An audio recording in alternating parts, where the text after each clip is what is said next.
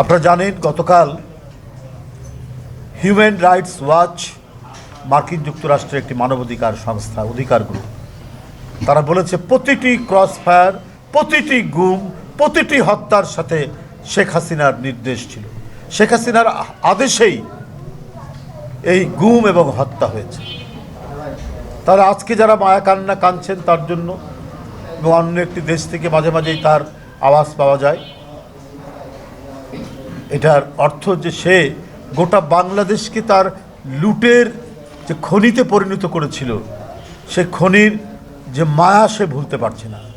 সে আবার ফিরে আসতে চায় এবং আরও লুট করতে চায়, এবং তার মধ্যে যে ন্যূনতম কোনো অনুশোচনা, এত বড় যে অপরাধ করেছে, এই শিশু বাচ্চাদেরকে যে হত্যা করেছেন, তাদের রক্তাক্ত লাশ তাকে বিন্দুমাত্র বিচলিত করেনি, বরং তিনি মনে করছেন তার হারানো তার সম্পত্তি বোধহয় হারিয়ে গেছে। এই দেশের এই সমস্ত সন্তানদেরকে যে তার নির্দেশে তার পেটুয়া বাহিনী গুলি করে হত্যা করেছে, এই নিয়ে তার বিন্দুমাত্র কোনো অনুশোচনা নাই, বরং এই দেশটিকে দখল করার আবারও নানা কায়দায়, নানা ষড়যন্ত্র, নানা চক্রান্তে তিনি মেতে উঠেছে। অথচ আমরা কি নির্বিকার থাকব? যারা গণতন্ত্রের জন্য আন্দোলন করেছি, যারা গণতন্ত্রের জন্য দিনের পর দিন, মাসের পর মাস কারাগারে থেকেছি, আমাদের নির্বিকার থাকলে চলবে না। ওদের যদি পুনরুজ্জীবন ঘটে, তাহলে বুঝবেন দেশ আর দেশ থাকবে না।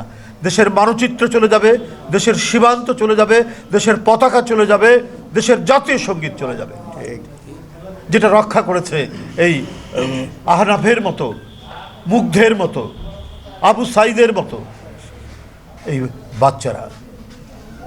সুতরাং আমি দৃঢ়ভাবে বিশ্বাস করি আমাদের এই স্বাধীনতা, আমাদের এই সার্বভৌমত্ব আর কেউ বিকোতে পারবে না। সেই জন্য গণতান্ত্রিক শক্তির ঐক্য দরকার।